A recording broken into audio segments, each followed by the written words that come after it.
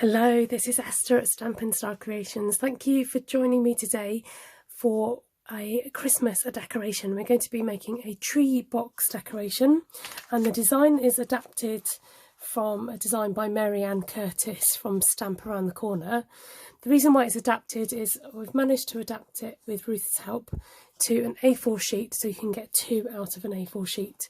I've got instructions here for each of the projects, so if you're doing the workshop with me in person or online, then I've got the instructions to go with this as well as the video. So starting with an A4 sheet of paper, we're going to cut this down to 13.5 centimetres by 21 centimetres. So the width of the card this way is already 21, so you don't need to do anything to that. So just turn it long ways, and we're going to cut it at 13.5 centimetres. Okay, with the long side in the trimmer, we're going to do some scoring, and I'm going to leave my arm open because I'm going to need it. Just draw you in a bit.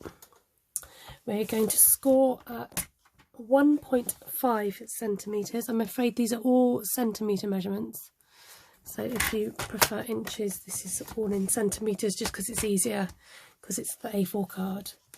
1.5, 6 centimetres, 10.5, 15 and 19.5.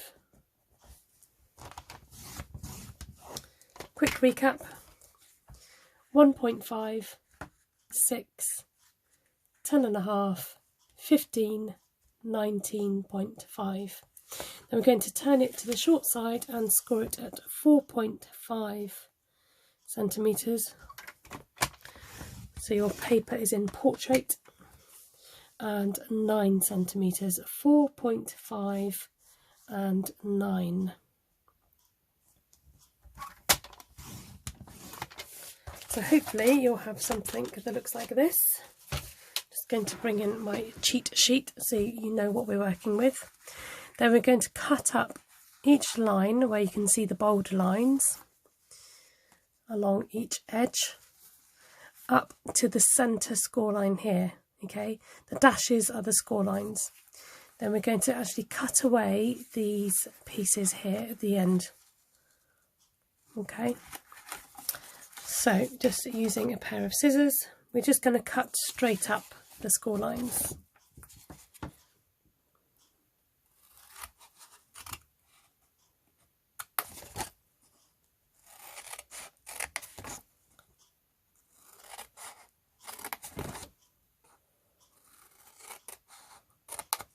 Keeping your scissors nice and straight,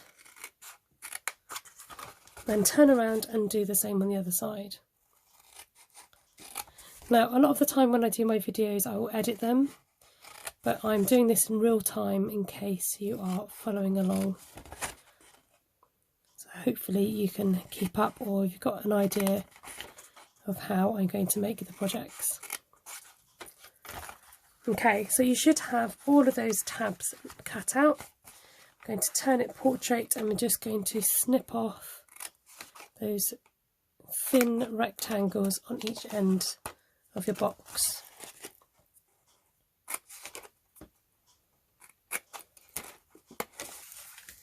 I don't think I showed you the project, did I? Hopefully you would have seen it here. It's here. So the box opens up.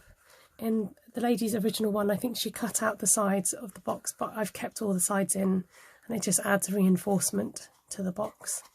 And then you can tie a bow on the top. Okay, if it helps, you can fold and burnish your score lines at this point. Just gives you an idea of where things are. Or if you prefer, you can stick on your paper pieces next. I'm just going to score these because I think it just helps give you a visual as to where things go. So everything is going to be folded inwards. So fold both sides of the flaps in and the two on the side, and then the same with the box itself. We're just going to burnish those score lines in on itself.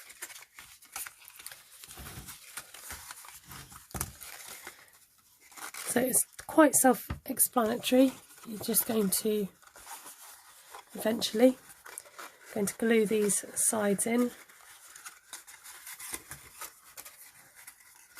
and then your box should hopefully come together and meet something like that.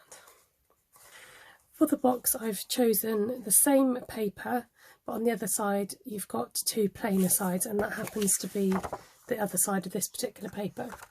So you need 6 squares in total, measuring 4 by 4 square centimetres, and we're going to have 4 pieces of the what I call the more decorative paper, and then 2 pieces of the plain.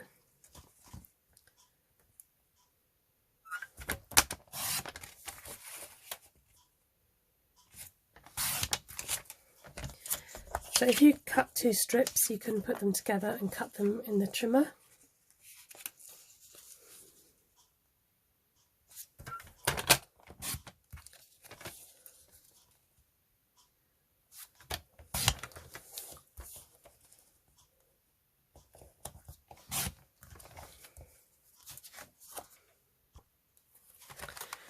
I've just written on my template where you want the paper to go, so it's like a T design. So the patterned paper is going to go all the way down the centre, and you should have a border around each piece.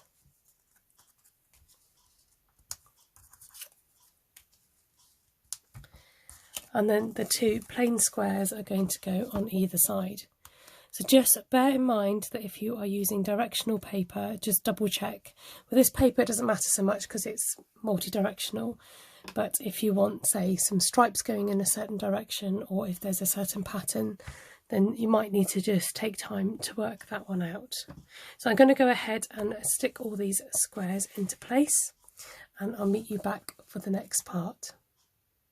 Using a piece of evening evergreen and the holly dies from the Christmas Trimmings die set, you actually get 2 sets of holly. So we're going to use both of these to run through our die cutting machine. And we're going to use the holly to decorate the side of the box.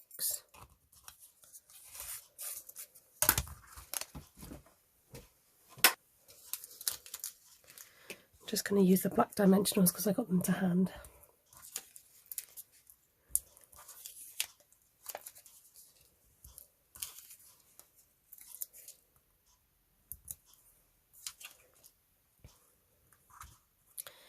So I advise maybe to glue your box first, and then it helps you to know where to decorate and where to put things.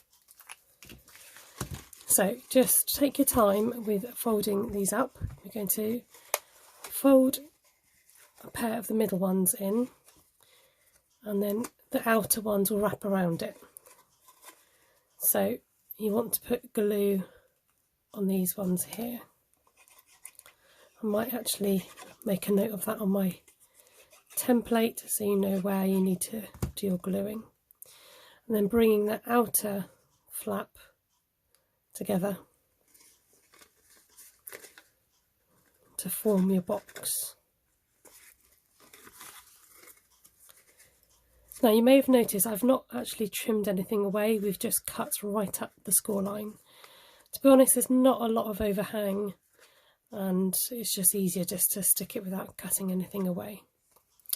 So there's one side, and then remember this side we want the designer series paper to be on the outside of that box. So again, taking those 2 centre flaps, gluing on the outside, just using some multi-purpose liquid glue, and bring the flap up. You might see some overlap. I've got a little bit of overlap here. If you're really bothered by it, you can cut it away, but I don't think it really makes too much of a difference. Then just give the ones without the GSP a little squeeze to fit that in each other, and you've got this lovely cube shape here.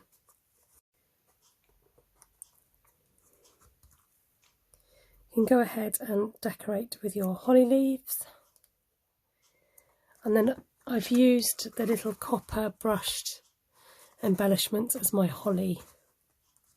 I've actually run out of them and I'm waiting for some more to come, so I can't use them for my demonstration today, but you might want to use some red gems for berries, or you should have the brushed metallic gems if you're doing my workshop. So finally we just need to punch a couple of holes in the top, and I'm just going to grab my handheld hole punch.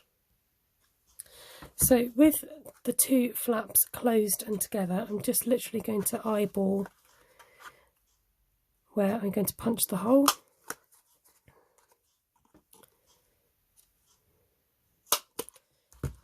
Fairly central, and we're going to do 2 of those. Then I've said you need roughly 31 centimetres of ribbon, so just wider than a standard ruler size. If you want, you can thread your ribbon through first and cut it afterwards. So you could put sweets and treats, or some jewellery, chocolate, anything you like in here. So I tend to tie it, leave a gap and then tie a bow at the top, so then you've got room for hanging your box on a tree or wherever you want to hang it. Alternatively, you can put the bow closer to the box itself. And there you go, you've got a lovely little cute box tree decoration. I hope you get on with that okay, and do let me know in the comments below what you think of today's project. Thank you so much for watching, and bye for now.